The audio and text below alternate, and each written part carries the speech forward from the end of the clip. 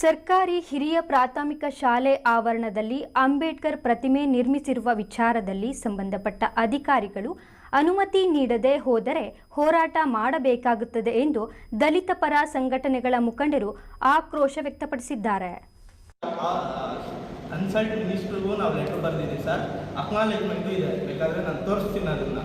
ಈ ರೀತಿ ನಮಗೆ DDP ಅವರು BV ಅವರು ಕೊಟ್ಟಿರೋ ಪರ್ಮಿಷನ್ನ ರಿಜೆಕ್ಟ್ ಮಾಡಿ ಈ ಥರ ನಮಗೆ ಯಾವುದಕ್ಕೆ ಆಗಲಿ ಸ್ಪಂದಿಸ್ತಾ ಇಲ್ಲ ಅನ್ನೋದನ್ನ ನಾವು ಇಂಟಿಮೇಟ್ ಮಾಡಿ ಲೆಟರ್ ಹಾಕಿದ್ದೀವಿ. ದಲಿತ, ಹಿಂದುಳಿದ, ಅಲ್ಪಸಂಖ್ಯಾತರ ಹಾಗೂ ಪ್ರಗತಿಪರ ಸಂಘಟನೆಗಳ ಒಕ್ಕೂಟ, ಮಾರ್ಗ ಫೌಂಡೇಶನ್ ಮತ್ತು ಅನಿತಾ ಚಾರಿಟೇಬಲ್ ಟ್ರಸ್ಟ್ ಈ ಸಂಘಟನೆಗಳ ಮುಖಂಡರು ಚಿಂತಾಮಣಿ ನಗರದ ಪತ್ರಕರ್ತರ ಭವನದಲ್ಲಿ ಸುದ್ದಿಗೋಷ್ಠಿ ನಡೆಸಿದ್ದಾರೆ.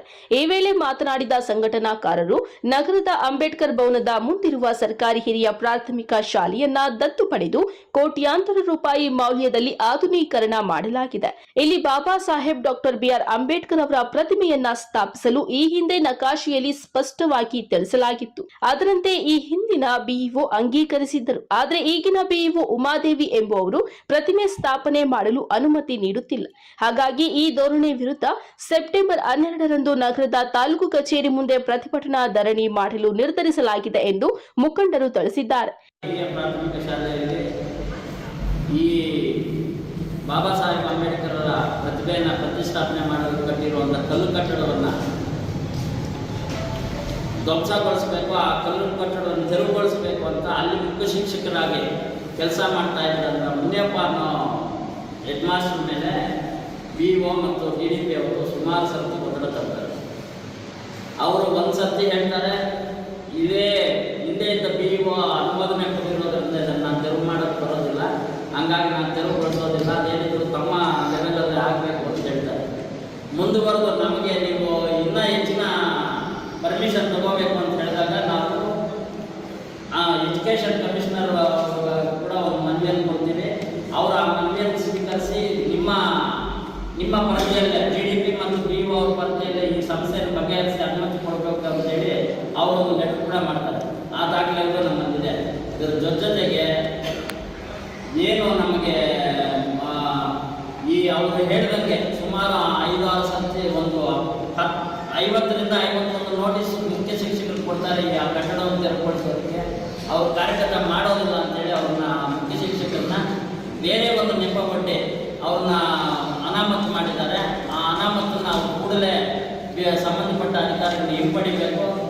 ಹಾಗೆ ಈ ಬಾಬಾ ಸಾಹೇಬ್ ಅಂಬೇಡ್ಕರ್ ಪ್ರತಿಭೆಯನ್ನು ಪ್ರತಿಷ್ಠಾಪನೆ ಮಾಡಲಿಕ್ಕೆ ಅನುಕೂಲ ಮಾಡಿಕೊಡ್ಬೇಕು, ಮಾಡಿ ಏನೇನು ಫೆಸಿಲಿಟೇಟ್ ಮಾಡಬೇಕು ಅಂತೆಲ್ಲ ಮೆನ್ಷನ್ ಮಾಡ್ತಾರೆ. ನೀವು ನೋಡ್ಬೋದು, ನಾನು ಇದನ್ನು ಕನ್ಸ್ಟ್ರಕ್ಟ್ ಮಾಡ್ತಾ ಇರ್ತೀನಿ, ಅವರು ಟ್ರಾನ್ಸ್ಫರ್ ಆಗ್ತಾರೆ. ಹೊಸ BEO ಅವರು ಉಮಾದೇವಿ ಅವರು ಅಂತ ಬರ್ತಾರೆ.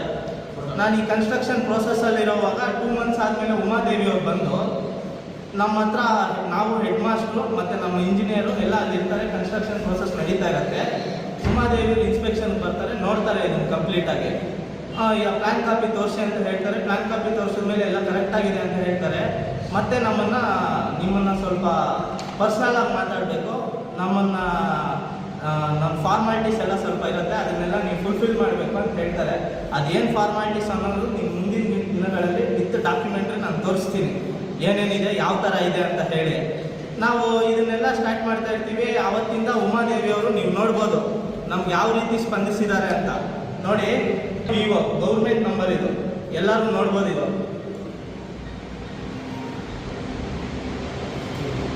ಇದು ಬ್ಲಾಕ್ ಲಿಸ್ಟ್ ಹಾಕಿರ್ತಾರೆ ನನ್ನ ನಂಬರ್ನ. ನೋಡಿ, ಒಂದೊಳ್ಳೆ ಕೆಲಸ ಮಾಡೋಕ್ಕೋದ್ರೆ ಬ್ಲಾಕ್ ಲಿಸ್ಟ್ ಹಾಕಿರ್ತಾರೆ ನನ್ನ ಈ ನಂಬರ್ನ. ಯಾಕಂದರೆ ನಾನು ಅವ್ರ ಹತ್ರ ಫಾರ್ಮಾಲಿಟೀಸ್ ಮಾತಾಡಿಲ್ಲ ಅಂತ ಹೇಳಿ. ಈ ವೇಳೆ ಮುಖಂಡರಾದ ಗೋಪಿ, ಕವಾಲಿ ವೆಂಕಟರಮಣಪ್ಪ, ಮಾಡಿಕೆರೆ ನರಸಿಂಹಪ್ಪ, ಜನಾರ್ದನ ಬಾಬು, ನವೀನ ಕೃಷ್ಣ, ವಿಜಯ್, ನರಸಿಂಹ ಸೇರಿದಂತೆ ಮತ್ತಿತರರು ಉಪಸ್ಥಿತರಿದ್ದರು. Aslam Pasha, MMTV news, Chintamani.